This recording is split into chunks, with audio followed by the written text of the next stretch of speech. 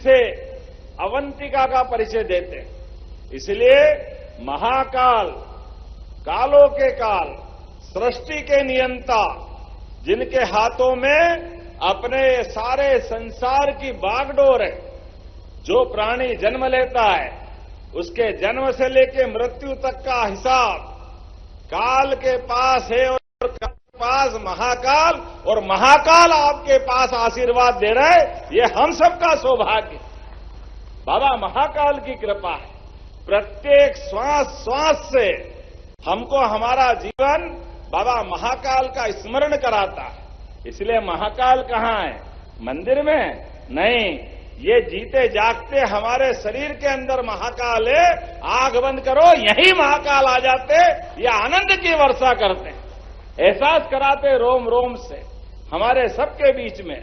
और इसीलिए जो होता है, करते हो तुम कन्हैया मेरा नाम हो रहा है, ये भगवान की लीला है, ये परमात्मा की लीला है। ये उनने कर दिया, उनने कर दिया, उनने कर दिया, कोई किसी ने नहीं कर दिया। करने वाले हमारे देवता है, और इनके लिए ये दोनों देवता भी इतने आनंद वाले हैं। भगवान महाकाल के दर्शन करो और साक्षी गोपाल नहीं करो तो दर्शन अधूरे रहते हैं। गोपाल मंदिर जाओ और हर हर महादेव नहीं करो तो महादेव का आशीर्वाद गोपाल जी का दोनों का नहीं मिलता।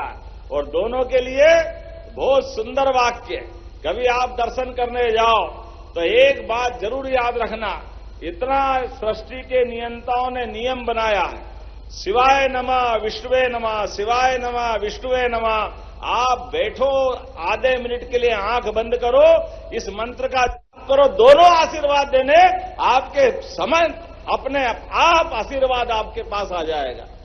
हम सब आज जब यहां विकास के लिए अलग अलग कामों की सौगात के लिए आए तो सच में इस नगरी की गाथा गाते गाते तो न तो मैं थकने वाला हूं और न आप साथ देने में थकने वाले हो, इस उम्मीद के साथ हम यहां बैठे हैं।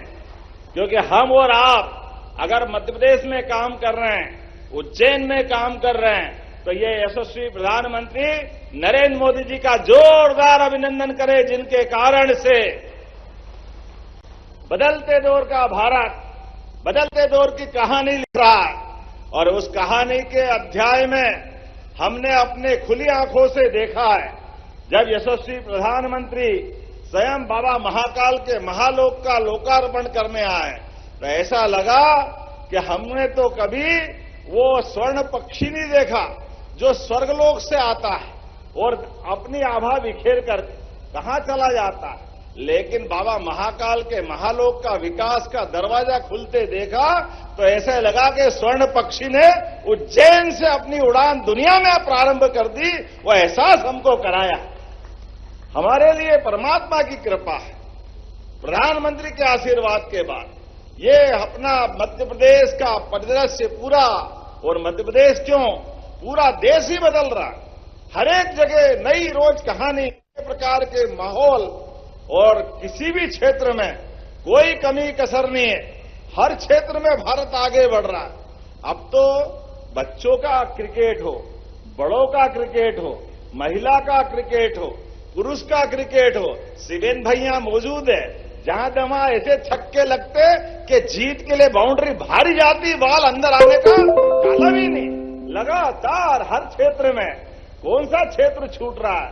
कोई ओलंपिक ऐसा बाकी रहने वाला नहीं जहां से भारत की टीम जाए और वो खाली हाथों आ जाए। ध्यानचंद के बाद हॉकी की टीम के अलावा वर्षों तक ये फलक और भारत का झंडा तरसता रहता था कि काश एक पदक 100 करोड़ से ज्यादा आबादी वाले ले आए। लेकिन बड़ा दुर्भाग्य के साथ कहना पड़ेगा, ये अगर यश मिलना प्रारंभ हुआ तो हमारे प्रधानमंत्री के 2014 के बाद अनवरत रूप से हुआ। जोरदार अभिनंदन करें यशस्वी प्रधानमंत्री के माध्यम से। इसीलिए जब मैं स्टेडियम में बात कर रहा हूं, स्वर्गीय राजमाता सिंधिया का ये स्टेडियम, कई प्रकार के विकास के काम यहां मिल रहे हैं। अभी हमने अपने कितने विकास के काम करेंगे, लेकिन मेरे भाषण के समाप्त होते होते एक और सौगात इसी जगह के लिए भी मिलने वाली है जहां हम बैठ करके बात कर रहे हैं। आज हम यहां देख रहे हैं तो ये विश्व का सबसे बड़ा मेला है। और आमतौर पे लोग घड़ी देखते हैं तो घड़ी सूर्य की परिक्रमा पृथ्वी लगाती है, इससे घड़ी का कैलकुलेशन होता है। 365 दिन में एक वर्ष पूरा होता है और 60 मिनट का एक घंटा, आधा घंटा 30 मिनट का दुनिया इसी पे जानती है। लेकिन जिस जगह हम बात कर रहे हैं ये है ग्रहों की चाल। हमारे 9 ग्रह में से सूर्य की परिक्रमा पृथ्वी कर रही, इसलिए हमारा स्टैंडर्ड टाइम उससे मिलता है। लेकिन हम जिसकी बात कर रहे हैं वो इससे और आगे जाके बात कर रहे हैं। वो हमारे नक्षत्रों की गिनती कराते हैं। नक्षत्र अर्थात 27 नक्षत्र, और 27 नक्षत्र एक साल में 4 बार आते हैं। इसलिए हमारे ऋषि मुनियों का भी सम्मान करने के लिए, जिनने 1 साल की तपस्या की, उन महाराज को हम 108 के माध्यम से जानते हैं, और जिनने 1 साल से ज्यादा तप किया उनको 1008 लगाते हैं। ये गौरवशाली गिनती भी हमारे लिए उज्जैन की देन है, भारतीय कालगणना की देन। ये ग्रहों की गिनती, नक्षत्रों की गिनती, ये दुनिया में हमारे ब्रह्मांड सहित संसार के उदय और अस्त का हिसाब अगर किसी धरती से लगता है, हम भाग्यशाली है। ये बाबा महाकाल की धरती से हिसाब होता है। इसलिए आज जब मैं बात कर रहा हूं तो विश्व का सबसे बड़ा मेला सिंहस्थ, यह अकेला उज्जैन का नहीं है, मध्य प्रदेश का नहीं है, देश का नहीं, ये दुनिया का सबसे बड़ा मेला है। जोरदार अभिनंदन करें दुनिया के लिए।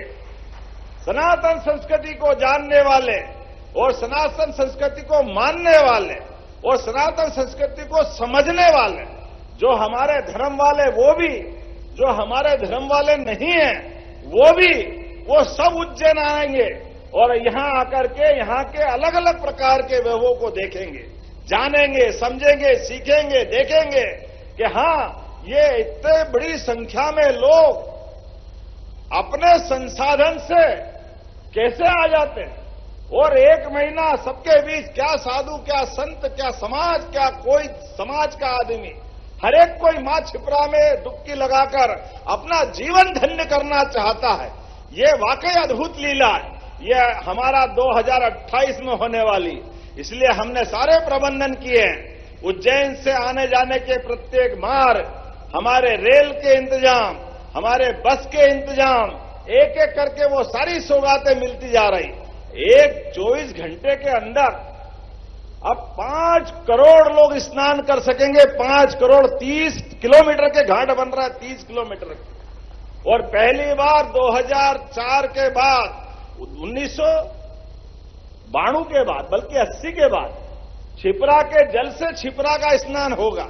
1967 में हुआ था जब बताते 2 सिंहस्थ हुए थे, लेकिन उसके बाद पहली बार हम और आप भाग्यशाली होंगे, छिपरा के जल से छिपरा का स्नान का मौका मिलेगा। ये हमारा कान्ह नदी का पानी, इंदौर का सीवर का, इससे छुट्टी मिलेगी। ये हमारे किसानों की खेती में काम आएगा और आचमन करने और स्नान करने के लिए शुद्ध जल छिपरा का हम सबको मिलेगा। ये हमारा सौभाग्य रहेगा। और एक नहीं, ऐसी बहुत सारी बात। अब सिंहस्थ की तैयारी भी कैसे हो रही, वो सम्राट Vikramaditya hotel, Satish ji higher secondary school था सालों से, कितने साल पुराना होगा, मुझे लगता है 100 साल पुराना है। लेकिन बाबा महाकाल के इस पास में इतनी अच्छी रुकने की व्यवस्था पूरे देश में नहीं है। जोरदार अभिनंदन करें, ये एक एक जगह का उपयोग कैसे कर रहे हैं। ये कोठी पैलेस हमारी वीरता का, वीर भारत न्यास के माध्यम से गौरवशाली अतीत है। कौरव पांडव का महायुद्ध हुआ, उस महायुद्ध में महारथियों ने अपनी अपनी भूमिका कैसे अदा की। काल के प्रवाह में अशोक का, चंडप्रद्योत का, विक्रमादित्य का, हर गौरवशाली अतीत को, उस कोठी के पुराने भवन को नया रूप देकर के वहां वीर भारत न्यास के माध्यम से हमारे हर काल की कहानी पुतले अपनी आंखों से बोलेंगे, अपनी उपस्थिति के माध्यम से। ऐसी एक नहीं, बहुत सारी बातें मैं बता सकता हूं, लेकिन अभी समय की कमी है और काल की थमा नहीं है। ये उज्जैन ने जान लिया है। परंपरा की पावन गोद में नवयुग का संधान किया, आओ मिलकर वचन ले हम, रुकने का नाम न होगा। महाकाल की इस धरती में विकास सदा अविराम होगा, अविराम होगा। विकास का ये कारवां लगातार चलता जाएगा। विकास के लिए हमारी सरकार प्रतिबद्ध है और आज प्रोजेक्ट स्वाध्याय के लिए कोडिंग फॉर ऑल और पोर्टल युवाओं के माध्यम से 3000 लोग प्रतिभा सिंटेक्स के मालिक अभी आए।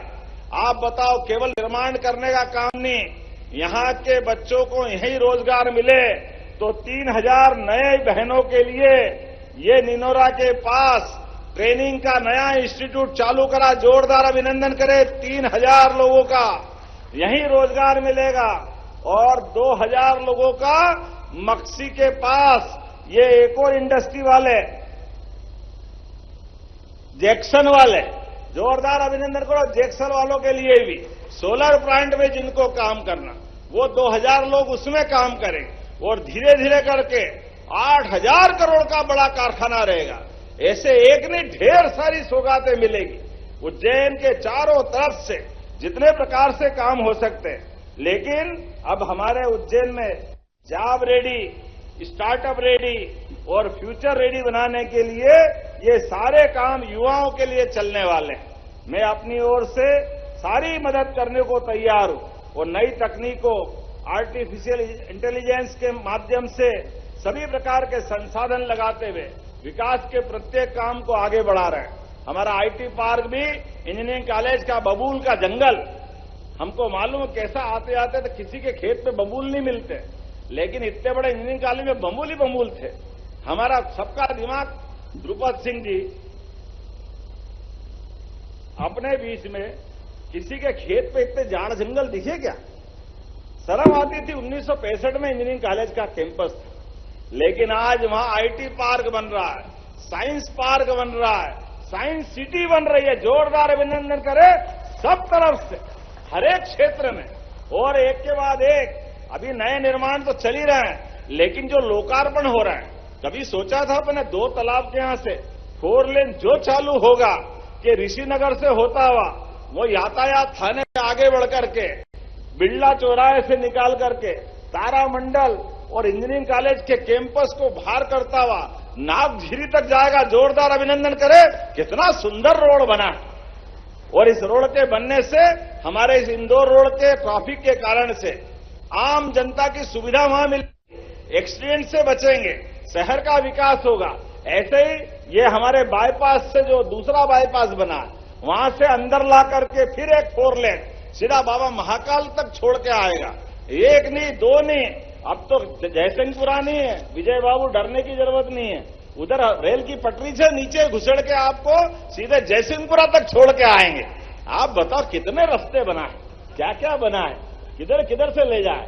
जहां जहां संभावना है, भूखी माता के वहां से रास्ता आ रहा है। काल भैरव के पास का एक 4 लेन फिर बन रहा है।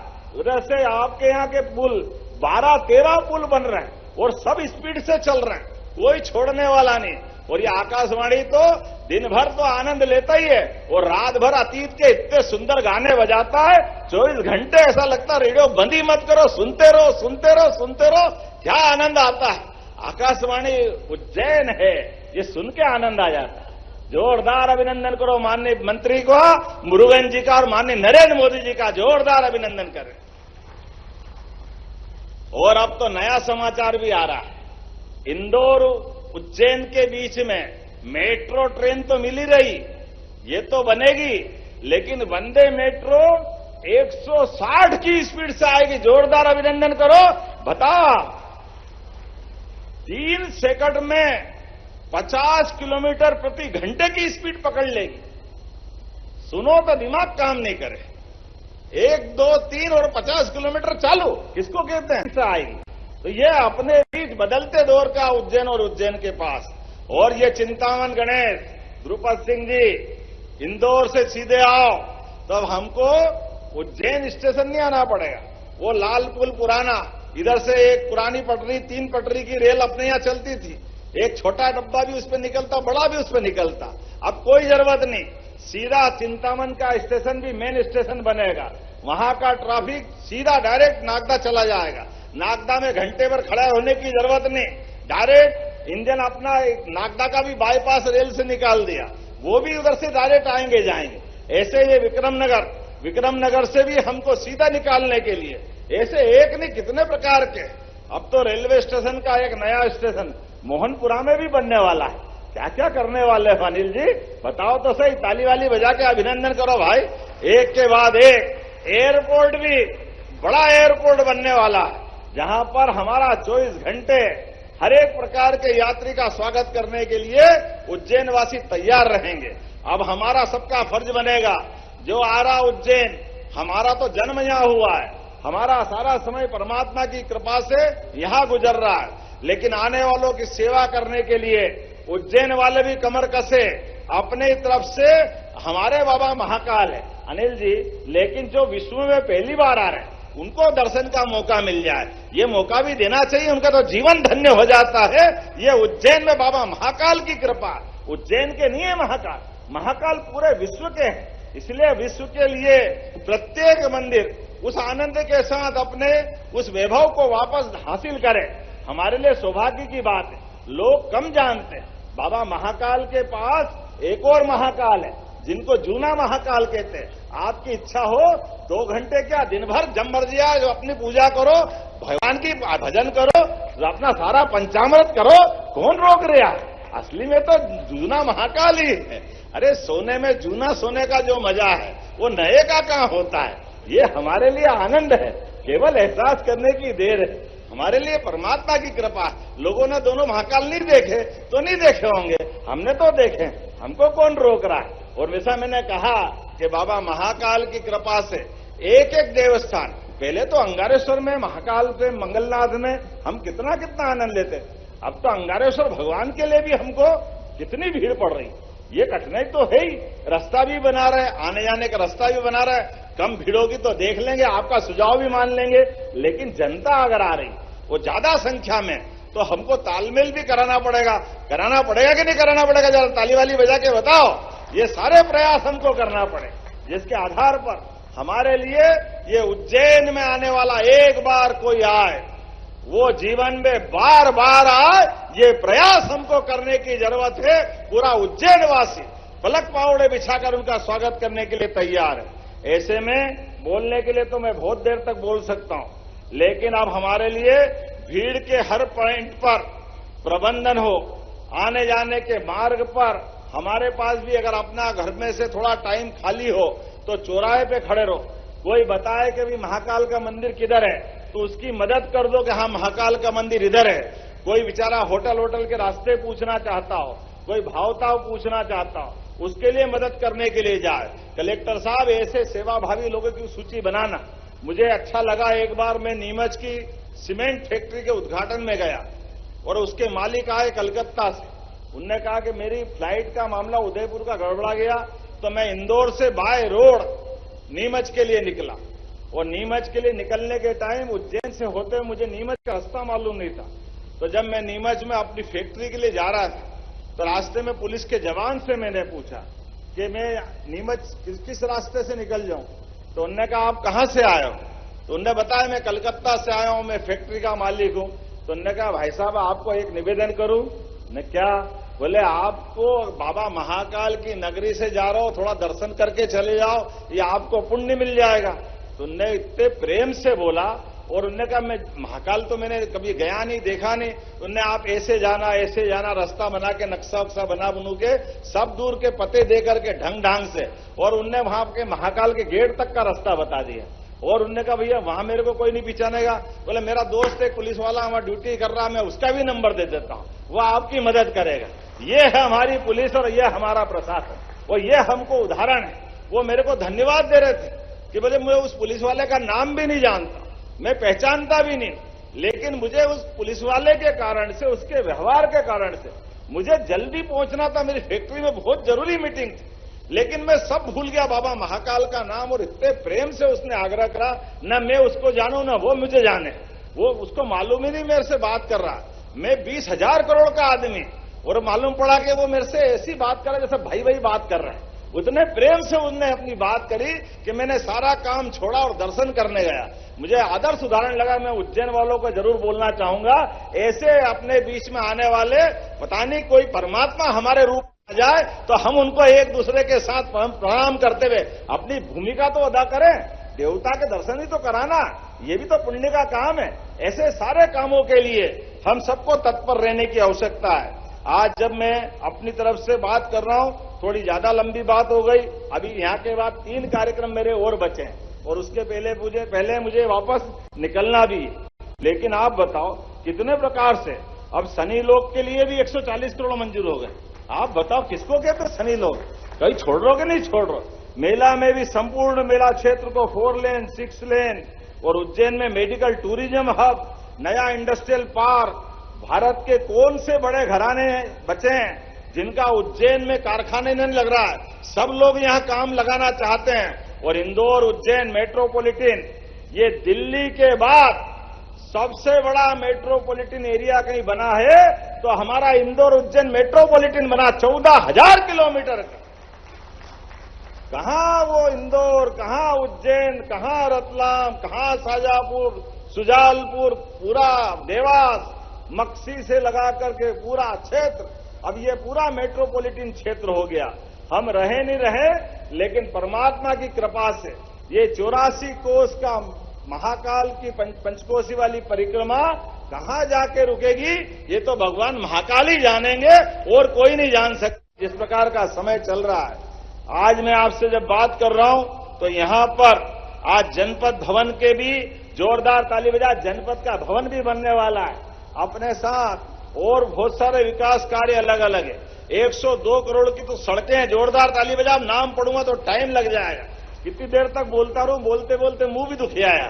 जरा ताली वाली बजा तो पानी पी लेता हूं।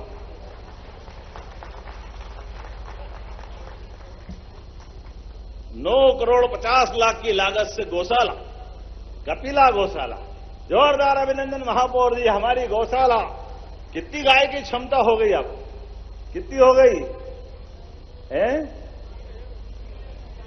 3000। बताओ, पहले हमारी 200 गाय रहती थी।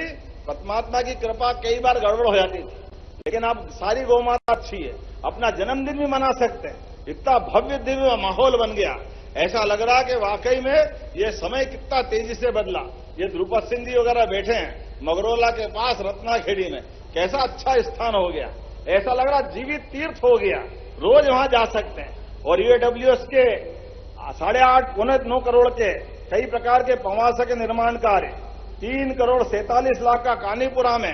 अनिल जी आपको बधाई, जोरदार ताली बजा। स्पोर्ट्स कॉम्प्लेक्स की 5 करोड़ का नवीन जनपद भवन, और इतने ही 124 करोड़ के 11 काम, और उसके अलावा 45 करोड़ के अलग से। और अभी वापस अगले महीने 2026 में 11 तारीख को मैं फिर आ रहा हूं। सुबह राहगिरी में भी रहेंगे और फिर बहुत सारी सौगातें देंगे। ये सिलसिला लगातार चलता रहेगा। और जैसे मैंने आपसे कमिटमेंट किया था कि जिस जगह हम यहां बैठे हैं यहां की सौगात आएगी। यहां का टेंडर भी लग गया। एस्ट्रो टर्फ वाला हॉकी का स्टेडियम यहीं बनाया जाएगा जहां हम अपना ये कार्यक्रम कर रहे हैं। हॉकी का अंतर्राष्ट्रीय स्तर का मैच भी हमारे इस स्टेडियम में हो सकेगा। ये प्रबंधन करके हमारे अतीत के गौरवशाली हॉकी के इतिहास में